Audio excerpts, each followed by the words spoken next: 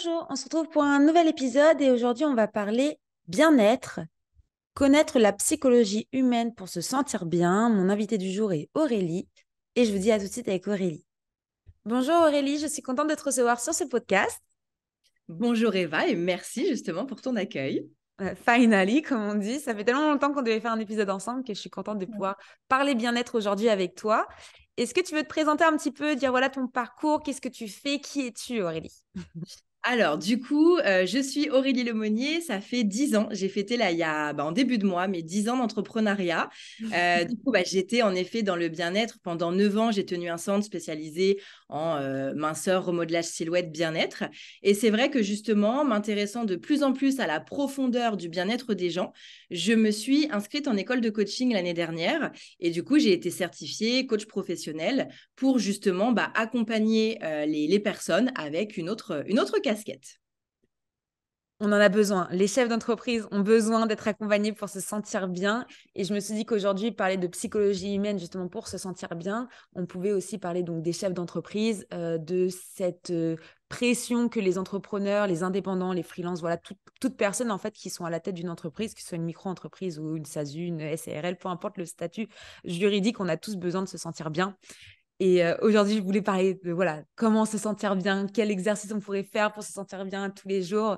Et je pense que tu étais la meilleure personne pour parler de ça, de par ton expérience de bien-être, se sentir bien dans son corps, ok, mais il faut se sentir bien aussi dans sa tête, quoi. Mais c'est exactement ça. Et en fait, moi, mon gros leitmotiv, c'est que j'ai beau eu avoir mon entreprise pendant 9 ans, qu'à marcher, fonctionner, etc. Tout ça, c'est canon. Mais en fait, quand j'ai appris à mieux me connaître, quand j'ai appris à aller un petit peu, tu sais, déverrouiller tout ce qui te bloque, les petites casseroles qu'on a tous, tu vois, des petits blocages, des peurs, etc., des pensées qui te limitent, les fameuses croyances limitantes. Les petits bullshit que tu te mets dans ta tête qui te bloquent, eh bien, en fait, moi-même, j'avais beau avoir un putain d'état d'esprit fonceuse, machin, etc. Mais je me suis rendu compte que de finalement pas totalement me connaître en profondeur, eh bien, je me suis limitée sur énormément de choses dans mon business. Et surtout, j'ai flingué un peu aussi ma santé, que ce soit ma santé physique, ma santé mentale. Et en fait, d'en oublier le principe même de la vie, c'est que c'est très bien d'avoir une grosse entreprise, c'est très bien de gagner de l'argent, mais à un moment donné, si toi-même, tu peux plus en être à la tête parce que tu n'es plus en bonne santé, tu n'es plus en bon équilibre, à quoi ça sert en fait? Et donc de se reconnecter à soi pour une meilleure qualité de business en fait. Tu as tout à fait raison. Et l'argent, ça peut être une source de bonheur parce que t'as moins de stress, tu vas pas avoir le couteau sous la gorge à la fin du mois. Mais à côté de ça, c'est pas ce qui te rend heureux. Et il y a des personnes, malheureusement, qui le comprennent très tard. Moi, j'ai eu de la chance de le comprendre jeune. Et c'est pour ça que je suis partie en sac à dos et que je me suis dit, vas-y, en fait, il faut que je sache qui je suis pour savoir ce que je veux faire. Mais il y a des personnes, voilà, qui repoussent ce moment où je dois me comprendre, je dois m'écouter et je dois me sentir bien en fait. Parce que c'est vrai que c'est pas quelque chose que tu apprends quand tu es petit, quand tu es à Mais non, l'école. pas On ne du t'apprend pas ça dans des études supérieures pour ceux qui en ont fait. Et en fait, tu te retrouves dans le monde d'adulte et tu peux t'enfermer dans ce monde d'adulte jusqu'à ta retraite en fait. Et à 60 ans, tu te poses et tu te dis merde, en fait, j'ai jamais été heureux. Et ok, j'ai eu de l'argent, ok, j'ai bossé, ok, j'ai accompli des choses, mais au final, t'es pas heureux de ta vie quoi. Et c'est quand même triste, je pense, d'arriver à cet âge-là et de se dire ah, si j'avais su. Tu vois. Ah, mais le si j'avais su, mais tu as tellement Mm. raison. Je trouve que c'est tellement dommage. Et tu as quand même de plus en plus de personnes qui en parlent en fin de carrière. Mm. Je trouve il y a de plus en plus de témoignages qui sont montrés comme Ouais. ça, à montrer que justement, limite sur ton lit de mort, d'être avec plein de remords, plein de regrets, si j'avais su, si j'avais su. Et en fait, l'électrochoc, justement, c'est d'arrêter d'être dans un petit peu le moule de la société. Faut faire comme ça, je veux ci, je veux ça. Et en fait, finalement, te reconnecter à toi clairement, qu'est-ce que tu veux et pas faire comme Monsieur Tout-le-Monde pour être dans les petites cases, quoi. C'est clair. Et toi, tu as un peu de conseils à donner à ceux qui nous écoutent pour se dire, OK, aujourd'hui, est-ce que j'ai des petits exercices simples que je peux faire tous les jours à la maison pour me connecter avec ma psychologie humaine, avec ma psychologie à moi, perso? Parce que se comprendre, c'est comprendre mieux les autres aussi, finalement. Et Complètement. surtout dans le boulot, c'est comprendre aussi ses directeurs, ses managers, ses employés. C'est aussi le bien-être au travail finalement. Parce qu'un chef d'entreprise qui est un tyran qui est là, faut faire ci, il faut faire ça, et que tout le monde pète son câble et se font de leur burn-out, parce que maintenant, c'est vrai qu'à l'époque, on parlait pas trop de burn-out, mais maintenant, c'est vraiment le sujet. Tout le monde veut se sentir bien depuis la crise sanitaire, tout le monde veut faire quelque chose qui te plaît, être épanoui dans sa vie. Donc, c'est vrai que voilà, il y a du travail à faire sur soi-même, que tu sois employé ou chef d'entreprise finalement. C'est clair, bah, c'est exactement ça. Que tu sois employé ou chef d'entreprise, peu importe. Moi, franchement, la chose qui a été l'élément déclencheur vraiment dans ma nouvelle vision de mon business, c'était de me connecter à mes valeurs et à mes besoins, en fait. Mm. Parce que les valeurs, oui, on est tous dans le bullshit. Oui, j'ai telle valeur, telle valeur, telle valeur, parce que ça fait bien, ça fait un peu plus vendeur quand tu veux te présenter, machin, etc. Et c'est vrai qu'à l'heure du marketing, réseaux sociaux, où c'est bien de se présenter, oui, on va exposer des valeurs qui font bien sur le papier. Mais en fait, finalement, ces valeurs-là, est-ce qu'elles sont vraiment alignées avec ce que tu ressens, avec ce que tu as envie dans ta vie? Et en fait, la vraie première question, et même là, à l'instant T, en écoutant le podcast, de se poser la question, aujourd'hui, est-ce que ce que je suis en train de faire, que je sois salarié, entrepreneur, chef d'entreprise, peu importe, ce que je suis en train de faire, est-ce que clairement, ça me plaît? Et pas avec ça me plaît, bah, mais en même temps, j'ai pas le choix parce qu'il faut me nourrir, il faut ceci, il faut cela. Ça, on est d'accord qu'à un moment donné, il y a certaines choses, il y a des mini-obligations, on va dire. Mais en fait, finalement, qu'est-ce qui est important pour moi dans ma vie? Et par rapport à mes véritables valeurs, qu'est-ce qui est non négociable dans ma vie? Mm. Pour que justement se dire, bah, moi par exemple, la liberté, c'est devenu une de mes valeurs, mais fondamentales et non négociables. Et quand on me propose des fois des choses où, même clairement, hein, quand j'ai changé de business l'année dernière, que j'ai fermé ma société, etc., on m'a fait mais, des superbes propositions, des salaires à 4 chiffres, mais oufissimes, où bah, tu te dis, bah, fini la pression de trouver des clients, des ceci, des cela. Mais finalement, ça n'honorait pas ma valeur liberté parce que je savais que derrière, j'allais pas faire ce que j'allais vouloir réellement de ma vie, en fait. Et Mm. du coup, de se connecter vraiment à ce qui est important pour soi et de déterminer réellement ses valeurs en fonction de ça, eh bien, je trouve que ça te permet d'être au clair quand tu fais quelque chose. Eh bien, en fait, bah, tu te sens bien dans toi, en fait. Tu fais pas les choses à contre-cœur. Mm. Ouais, et malheureusement, il y a beaucoup de personnes qui se mettent justement dans ce cadre de oui, mais j'ai mon crédit, oui, j'ai ma maison, oui, mais j'ai les enfants. Mais Bien sûr. c'est pas parce que tu as toutes ces obligations familiales ou financières que tu peux pas prendre le pas petit à petit pour changer ta vie finalement. Et faut pas se Exactement. dire oui, mais tu vois, moi je vois, j'ai mes parents, ouais, mais à notre âge, c'est compliqué. Bah non, en fait, c'est pas parce que tu as 55 ans que c'est compliqué. Tu as encore 10 ans devant toi, en fait, de carrière professionnelle. Et 10 ans, c'est énorme. Donc, tu peux totalement essayer de trouver quelque chose qui t'épanouit, au moins jusqu'à ta retraite. C'est ça. Et c'est vrai que pour l'ancienne génération, notre génération maintenant, c'est très, surtout en plus la nouvelle génération, la Z, c'est très moi d'abord, je pense à moi, c'est limite, ils veulent pas bosser, quoi. Ils veulent pas de conditions, Oui. ils veulent pas C'est même à d'horaire. la limite. C'est vrai, à Ils la veulent pas. limite. Ouais, ouais. C'est voilà. Mais c'est vrai que l'ancienne génération, ils sont encore dans ce truc de normalement, tu avais un job pour toute ta vie, tu montais, tu avais ta carrière, du coup, tu avais les avantages avec les grosses boîtes, etc. Et donc, monter sa boîte, c'était un minimum, un tout petit pourcentage en fait de Français qui vraiment se lançaient. Et aujourd'hui, il y a tellement d'opportunités grâce au gouvernement, grâce au Pôle emploi, grâce à voilà, plein d'organismes financiers, de pouvoir se lancer. C'est vrai que bah, voir tout le monde qui se lance ou changement de carrière à 50 ans, je deviens coach, je deviens consultant, je deviens ci, c'est vrai que ça peut faire peur aussi à ces personnes-là et se dire est-ce que je fais comme eux? Est-ce que je me lance vraiment? Est-ce que je reste dans ma routine et dans mon confort finalement? Parce que quand tu as travaillé pendant 20 ans ou 30 ans pour une boîte et que tu sais le chèque que tu vas avoir à la fin, bah, C'est clair. tu réfléchis aussi à deux fois est-ce que je pars quoi? Bien sûr. Donc, c'est Mais tu toujours. vois, justement, ça me fait penser à la confiance en soi qu'on peut avoir. Parce que justement, quelqu'un qui a, allez, même quelqu'un qui a 50 ans, qui du jour au lendemain, bah oui, a envie de devenir coach, consultant, conseiller, peu importe. Mais finalement, d'avoir conscience qu'il aura son expertise, ne serait-ce qu'avec toute l'expérience de sa vie, au-delà de la super formation issue de telle ou telle école, j'ai même presque envie de dire ça, ok, ça va te donner des billes, des outils, Oui. mais après, le meilleur retour, c'est l'expérience personnelle. Et c'est vrai que je pense malheureusement, la confiance en soi, on pense tous, enfin, on peut souvent penser qu'on a confiance en nous, mais malheureusement, des petites failles de la vie vont faire que ça remet en question ton estime et ta confiance en soi. Et en fait, finalement, c'est des fois ce qui peut faire reculer des projets qui pourraient être des pépites. Et malheureusement, on n'ose pas passer le cap, en fait. Ouais. Et plutôt, ouais, la dernière génération là, qui attendent leur retraite, eux ont du mal vraiment à passer le cap, on va dire. Aujourd'hui, les Ouais. petits jeunes, voilà, c'est vrai que tu as moins de soucis, tu as moins de.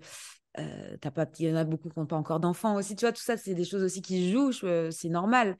Mais c'est beaucoup plus simple aujourd'hui, c'est vrai qu'en 2023, de se lancer et de créer quelque chose et de se sentir enfin bien avec quelque chose que tu aimes plutôt qu'il y a 10 ans. Je vois, il y a 10 ans, moi, j'étais une des seules femmes vraiment qui commençait à se lancer comme toi, hein. C'était encore rare qu'il y ait des femmes entrepreneurs. Aujourd'hui, il y a plein de groupements de femmes. On pousse les femmes à entreprendre, à parler, à oser prendre la parole. Et tout ça, enfin, ma grand-mère, quand je lui parle, elle me dit, mais moi, j'avais même pas de chéquier, j'avais même pas de carte bleue, j'avais même pas le droit de voter. Et donc, c'est vrai qu'il y a, en fait, il y a tellement une différence de génération en très peu de temps, en fait. En 50 ans, on est sur 3 générations, 4 totalement différentes. Et c'est vrai que je peux comprendre, du coup, qu'il y a des personnes qui ont des freins, tu vois. Mais Il y a des personnes comme toi qui sont là pour les aider aussi, hein. complètement. Parce qu'en fait, je pense que, comme tu dis, je vais vraiment penser à enfin, la génération, enfin l'ancienne génération avec plein de guillemets, on a Oui. compris. C'est qu'on a tellement été formaté dans le faire, faire, faire. Je dois, il faut, avec toutes ces injonctions, bah, excuse-moi d'être un tout petit peu vulgaire, mais à un moment donné, il faut mettre les mots aussi, mais toutes ces injonctions de merde qui, en fait, te mettent dans un moule où tu n'as pas le choix. Tu Mm. dois faire ça, il faut que tu fasses ça. Et en fait, d'être tout le temps dans le faire, faire, faire, bah en fait, tu oublies tout simplement pourquoi on est sur Terre, c'est d'être. Mm. Qu'est-ce que tu veux être, qu'est-ce que tu veux incarner. Et en fait, quand tu te reconnectes aussi à ça, bah c'est là où tu peux être le plus heureux aussi.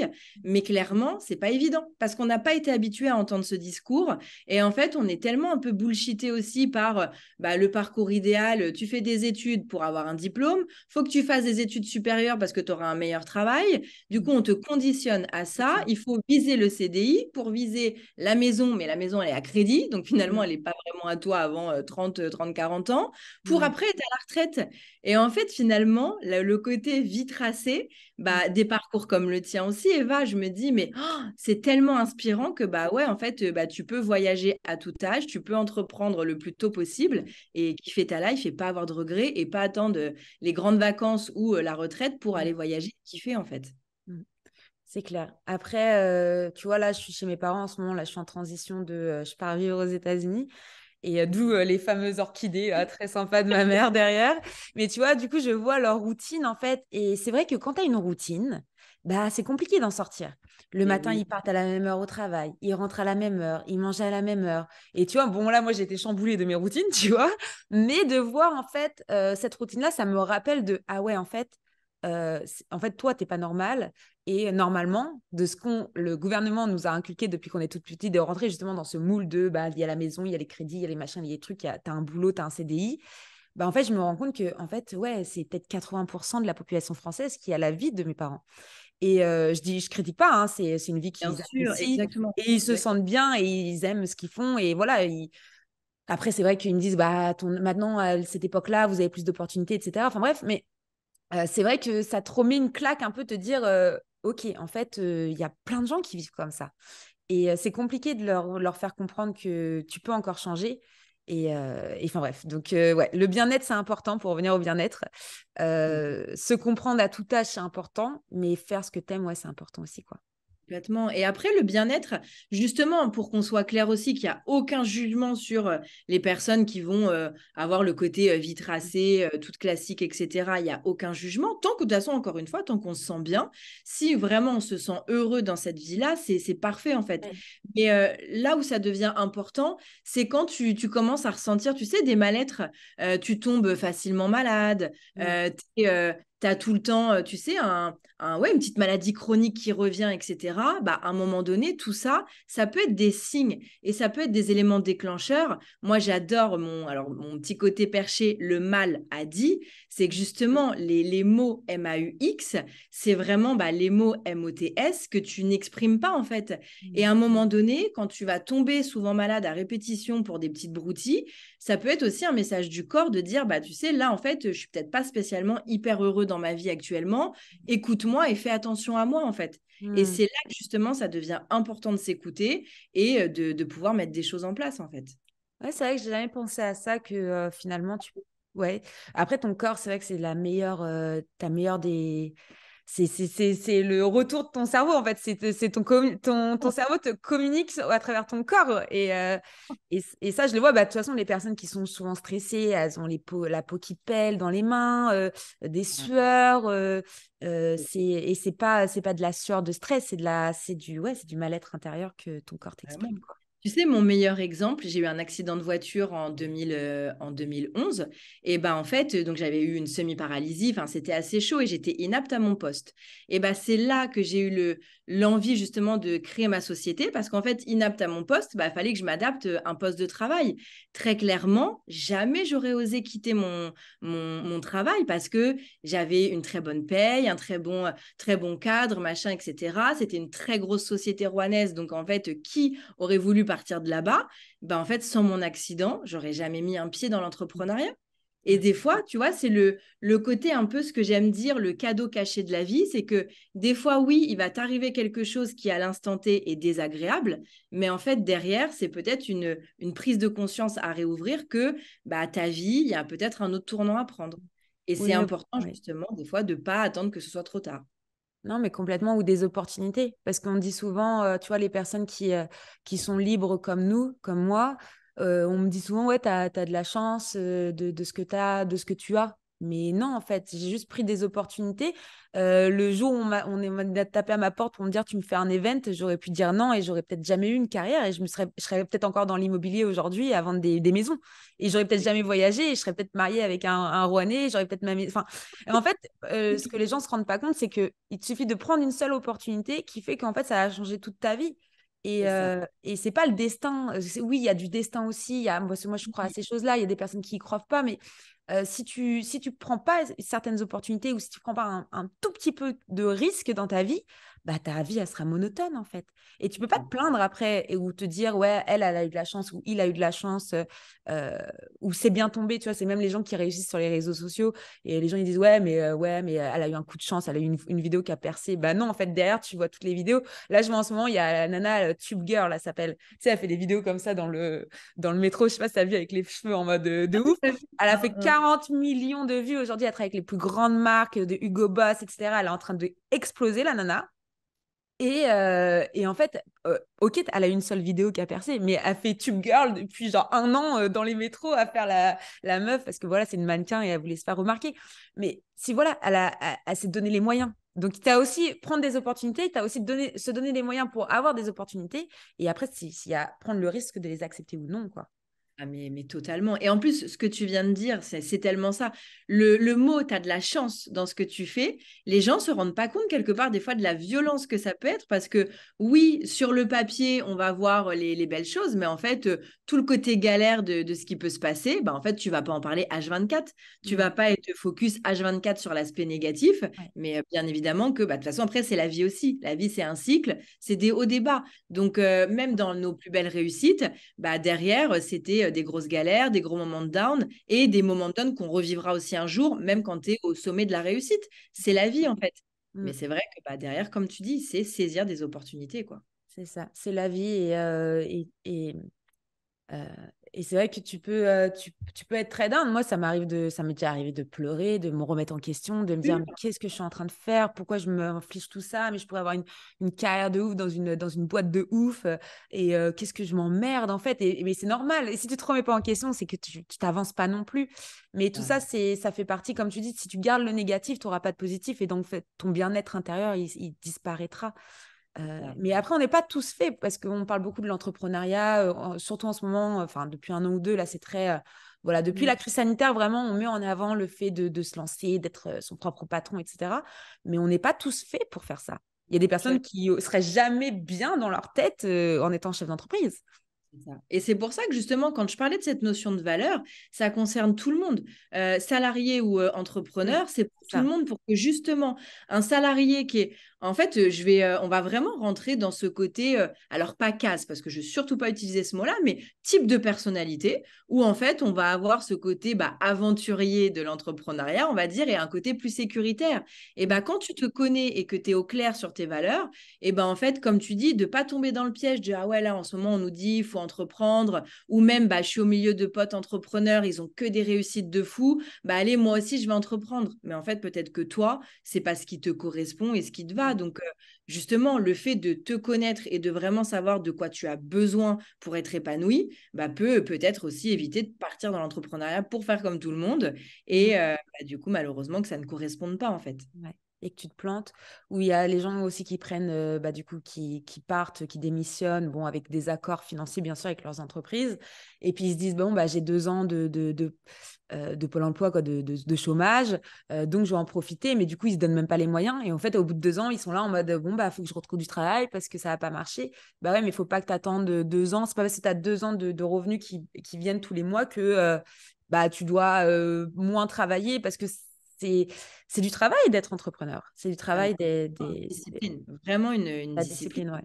C'est ça, Discipline. hein.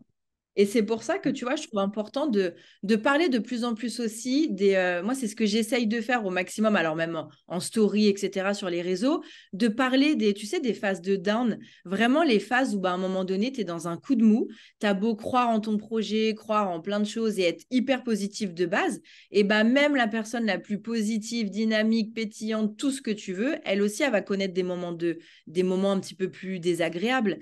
Et en fait, d'en parler, oser aussi en parler, pour normaliser aussi enfin le fait qu'on ne peut pas avoir une vie toute belle, toute rose H24 en fait.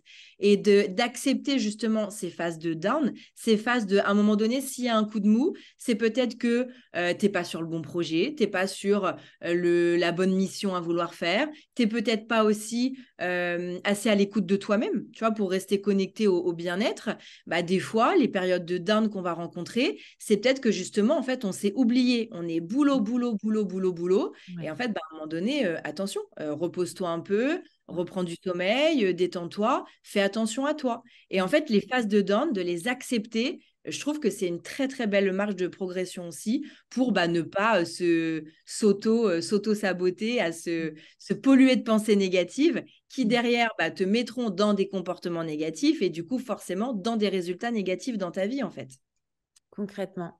Et c'est ça aussi, de bien s'entourer, c'est important. Et on dit souvent, oui, éloigne-toi des personnes toxiques, etc., ou des personnes qui essayent de te mettre down, ou de te dire, c'est pas possible, tu n'y arriveras pas, tu le feras pas. Mais faut pas oublier aussi ses amis et sa famille. Et moi, j'ai fait cette erreur-là. Je suis tellement devenue work alcoolique, comme on appelle ça. Toujours business, business. J'étais là, full, faut que je fasse ci, faut que je fasse ça. Je voulais tout le temps scroller, enfin, scaler mon business. Et je me suis dit, vas-y, faut y aller, faut y aller. Et un jour, c'est une de mes meilleures amies qui m'a dit, mais tu te rends compte que du coup, tu ne vois même plus, en fait. Et Ouais. j'ai fait, ouais, j'avoue, ça fait X mois qu'on ne s'est pas vu. Et là, je fais, ah ouais, j'avoue. Et tu vois, et c'est vrai que le fait d'avoir cet électrochoc et que tu as des personnes qui sont capables de dire, hé, réveille-toi, en fait, la vie, c'est pas le boulot et que ta vie, c'est pas ça, en fait, ça fait du bien aussi. Ça Avoir les personnes, ouais, faut avoir les personnes qui sont capables de dire là, stop. Mon mari, pareil, des fois, il me ferme l'ordi, mais c'est bon, on va prendre l'air là parce que tu es en train de devenir taré. Là, ça fait 2 jours que tu es enfermé sur ton ordinateur. Mais tu vois, c'est super important. C'est important d'avoir ces personnes-là qui prennent soin aussi de ta santé. Parce que parfois, tu n'es pas capable de prendre soin tout seul de ta santé mentale. Et après, ce que tu viens de dire, c'est que par contre, ces personnes, justement, sont là pour ton bien-être à toi. Oui, Et c'est là où on peut faire la différence, c'est d'être OK que on a tous un chemin de vie qui va se faire, que il y a des ouais, rencontres qui se font à un moment donné parce qu'elles doivent se faire, et quand d'autres, des relations qui vont peut-être s'arrêter dans oui, nos amitiés, relations pro, peu importe, parce qu'à un moment donné, on n'est plus sur la même longueur d'onde, on oui, n'est plus aligné et tout. Et c'est ça qui est important, et tu l'as vraiment bien dit, c'est les personnes qui te mettent tu vois, la petite alerte, mais dans la vraie bienveillance, et pas la oui. bienveillance bullshit pour faire le Ouais. joli mot, mais pour ton vrai bien-être en fait. Mm. Et pas avec la pointe de jalousie qui se cache peut-être Ouais. derrière, de ah ouais, mais elle a fait ça, mais moi, j'ai pas pu. Et en fait, de pas laisser les peurs des autres se projeter contre soi en fait. Ouais. C'est Ouais, surtout ouais, ça qui est totalement. important. C'est super important. Et pour revenir sur ces fameux petits conseils là que je t'ai parlé au début, est-ce que tu Oui. aurais des conseils pour clôturer cet épisode à donner des petits exercices simples peut-être à faire pour essayer de se connaître mieux ou peut-être se sentir mieux tous les jours? C'est quoi? Allez, les Alors, conseils bien-être les d'Aurélie. conseils bien-être d'Aurélie. Alors, vraiment, voilà, reposez-vous ces bonnes questions. Qu'est-ce qui est important pour moi? De quoi j'ai besoin? Et qu'est-ce que je veux dans ma vie? Et même, des fois, ce que j'adore faire en toute première séance de coaching, c'est baguette magique. Si tout est possible dans le monde, alors on évite le bullshit, je vais être milliardaire, nanani, etc. Mais si tout est possible, sans frein, sans limite, qu'est-ce que je veux? Et en fait, des fois, on se rend compte que on va imaginer des choses, mais qui sont totalement à notre portée de main et qui sont réalisables. Après, les choses toutes bêtes du quotidien aussi, c'est de vraiment prendre du temps pour faire attention à son alimentation, d'avoir un minimum d'activité physique. Et ça, vraiment, je vous jure que quand on est focus sur son alimentation et son activité physique pour le côté bonne énergie en soi, équilibre de vie et pas avec le bullshit du body summer et compagnie, eh bien, on n'est pas dans le même état d'esprit encore une fois. Et ça, c'est des choses qui sont hyper importantes. De faire vraiment attention aussi à sa qualité de sommeil. Et un exercice que j'adore, vraiment quand tu es dans un pic à un moment donné, mais de mou, tu n'arrives plus à réfléchir, tu n'arrives plus à te concentrer, tu stoppes tout, tu prends 5 minutes où tu mets ta meilleure chanson. La chanson qui, quand tu es en soirée, tu pars dans tous les sens, tu te crois pour la Beyoncé ou le Queen ou le je ne sais quoi. Et vraiment, mais tu lâches tout pendant tes 5 minutes de chanson, tu sautes, tu danses, etc. Parce que sans rire, en fait, le fait de te mettre en mouvement, tu vas vraiment relancer tout ton système lymphatique et ça va vraiment, tu sais, l'expression de remettre les pendules à l'heure, et vraiment, dans un cas de coup de mou, plus d'énergie, rien, tu arrêtes tout, tu mets la musique à fond, tu sautes, etc. Et vraiment, c'est des exercices tout simples, des choses mais toutes bêtes du quotidien qui peuvent te redonner vraiment une très, très bonne énergie. Ouais, bah merci beaucoup pour ça. Et je dirais, n'hésitez pas à marcher aussi. C'est très important de Complètement. marcher. Pour ceux qui Complètement. sont pas sportifs, qui détestent la salle de sport, les cours collectifs, tout ça, je peux comprendre, même si je comprends pas au fond de moi, parce que vraiment, je suis une sportive. Mais je peux comprendre. Voilà, je comprends, j'accepte que vous n'aimez pas le sport ou voilà. Mais marcher au moins. Marcher, c'est super important pour activer ton cerveau, pour c'est pas juste faire une activité physique, c'est aussi une part de bien-être. Donc, tu as raison avec le dance, etc. Et pour ceux qui ne sont pas trop denses non plus, aller juste marcher en forêt, aller marcher au bord de la mer, aller marcher en ville, aller marcher, je sais pas, en campagne, en forêt, enfin, n'importe où, mais marcher, quoi.